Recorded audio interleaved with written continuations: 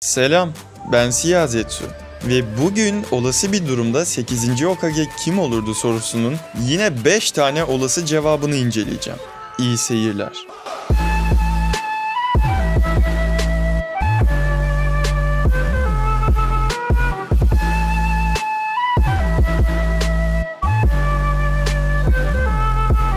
Şimdi öncelikle şunu bir baştan belirteyim. 8. Hokage büyük ihtimalle olmayacak. Çünkü Boruto'nun 1. bölümünün açılış sahnesinde gördük ki Konoha yine yerle bir edilmiş ve 8. Hokage'nin yönetebileceği bir köy bile kalmamış bu sefer. Gerçi Pain'in yıkımı daha kötüydü.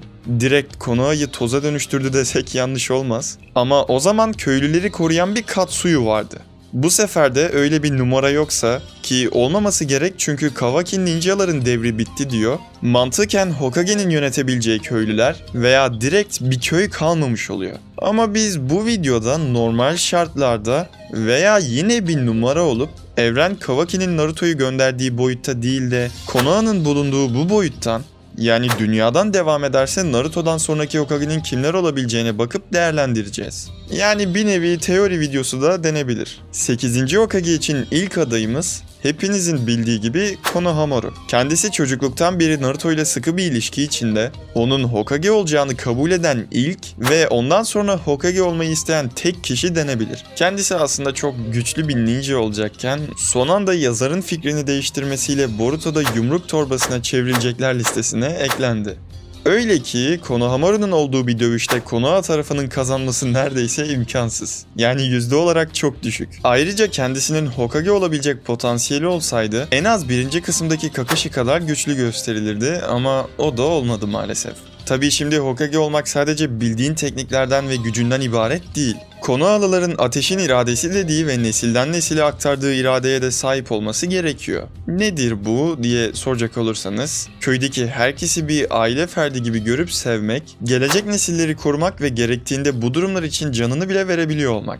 Tamam, Konohamaru tıpkı dedesi gibi ateşin iradesine sahip ve bunları kesinlikle yapardı ama yeterince güçlü olmadığı için yine de Hokage olmaya uygun değil bence. İkinci aday Sasuke, ben bunun olmasına ihtimal bile vermiyorum. Direkt %0 desek yanlış olmaz ama bu listeye koyma sebebim Discord sunucumda yaptığım bir ankette en çok Sasuke'nin oy alması. Özetle siz büyük ihtimalle Sasuke'nin olacağını düşünüyorsunuz. Şimdi Sasuke'nin durumuna bakacak olursak, ateşin iradesine kesinlikle sahip. Boruto ile konuşurken her an Konoha için ölmeye hazırım demesi bunu zaten kanıtlıyor. Ve doğru, gerçekten Ishiki veya Jigen'le savaşırken birçok kez ölümle burun buruna geldi. Yani bu adam sırf çok güçlü diye ölümcül savaşlara girmek zorunda değil. Ki kendisi zaten yıllardır Konoha için ölümcül görevlerde bulunuyor. Sadece geldiğimiz son noktadaki ölüm oranı artık çok yükseldi. Kimse 10 kuyruklu bulunan bir Otsutsuki mekanına girmek istemezdi sanırım.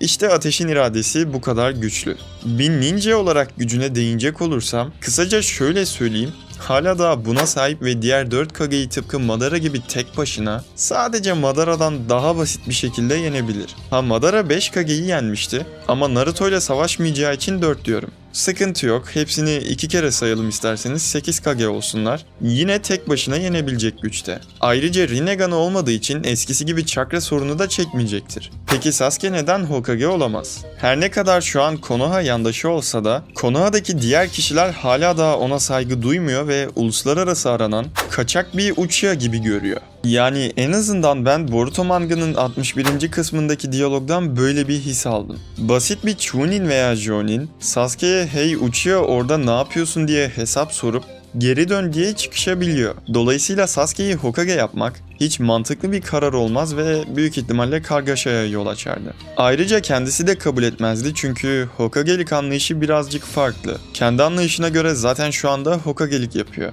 Bu yüzden gölge Hokage de deniyor zaten. Üçüncü aday Kakashi. Yani Kakashi'nin geri dönmesi desek daha doğru olur. Zaten 6. Hokage olan Kakashi tıpkı 4. Hokage'nin ölümünden sonra 3.'nün bir süre daha boşa geçmesi gibi Naruto'dan sonra tekrar geçici süreliğine göreve dönebilir. Ama kendisi emekliliğin tadını çıkararak sürekli gezip tozmayı seviyor. 6. Hokage olmayı da istemiyordu çünkü onun için çok resmi ve bir sürü sorumluluk alacaktı. Şu anda daha yaşlı ve eskisi gibi idare edebilir mi bilmiyorum. Ateşin iradesi ve güç olarak da değerlendirmeye gerek yok. Adam zaten bir kere seçildi yani. O yüzden şüpheniz olmasın. Ama ben bu ihtimali de çok düşük görüyorum. 4. aday Shikamaru, bence listedeki Hokage olmaya en uygun 2 adaydan bir tanesi. Tsunade, Kakashi ve Naruto olmak üzere 3 Hokage'ye danışmanlık yapmış, kralı yani Konoha'nın güvenliğini koruyan, sürekli 3-5 adım ilerisini hesaplayan, Asuma'nın yokluğunda önce takımının lideri, sonra da babasının yokluğunda 4. Büyük Ninja Muharebesi'nin en çok dinlenen isimlerinden bir tanesiydi. Ki Boruto evreninde hala daha öyle zaten. Herkes ona çok güveniyor ve her zaman bir çare bulabileceğine inanıyor.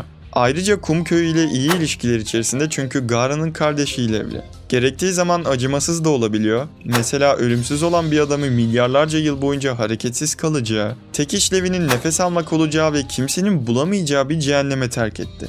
Lan insan can sıkıntısından patlar. Bununla alakalı ayrı bir video gelecek bu arada. En acımasız karakterler gibi bir sıralama yapabilir veya bu hareketin aslında ne kadar şeytani olduğunu anlatabilirim. Güç olarak da hiç fena sayılmaz. Yani saf gücü Sasuke, Naruto ve Kakashi kadar olmasa da zekası sayesinde olabildiğince farkı kapatabilen ve zamanının en güçlü ninjaları arasında %1'lik dilime girebilecek birisi. 5. aday ve benim de açıkçası en yüksek ihtimal verdiğim kişi Sakura. Evet, yanlış duymadınız. Bildiğimiz Sakura. Önceki videoda gömdün, bu videoda ne alaka diyeceksiniz? Hemen açıklamama izin verin. Kendisi 5 ve 6. Hokage'nin öğrencisi, 7. Hokage'nin ise takım arkadaşı. Peki bunun ne önemi var derseniz, Jiraiya teklifi reddedince takım arkadaşı Tsunade Hokage seçilmişti mesela. Tamam, Tsunade konuşulduğu zaman Jiraiya Hokage bile değildi ama anlatmak istediğim şu: Jiraiya Hokage kalibresinde bir ninjaysa takım arkadaşı olan Tsunade de öyle olabilir. Yani sadece Hokage'nin arkadaşı olması bile en azından aday olması ve hakkında düşünülmesi için yeterli. Ayrıca 4. Büyük Ninja Savaşı'nda da çok büyük rol oynadı. Şu anda Boruto evreninde de tıp alanında yaptığı icraatler, verdiği eğitimler ve birçok ulusta açtığı tıp okulları sayesinde aslında dünyanın en ünlü ve en çok saygı duyulan ninjalarından bir tanesi. Peki neden Sakura'nın Hokage olma ihtimalinin Shikamaru'dan daha fazla olmasını düşündüğüme gelirsem? Hem önceki Hokage'lerle yakından bağlantılı, hem Shikamaru'dan daha güçlü, hem de Shikamaru'nun Hokage'lik işini seveceğini düşünmüyorum. Toparlayacak olursam bence 8. Hokage kuvvetle muhtemel Sakura veya başına taş düşüp ölürse falan Shikamaru olurdu büyük ihtimal. Videoyu buraya kadar izlediyseniz zaten beğenmiş ve eğlenmişsiniz demektir. O yüzden bir beğeni atmayı da unutmayın. Ve sizce 8. Hokage kim olurdu? Fikirlerinizi de yorumlar kısmında belirtin. Görüşmek üzere.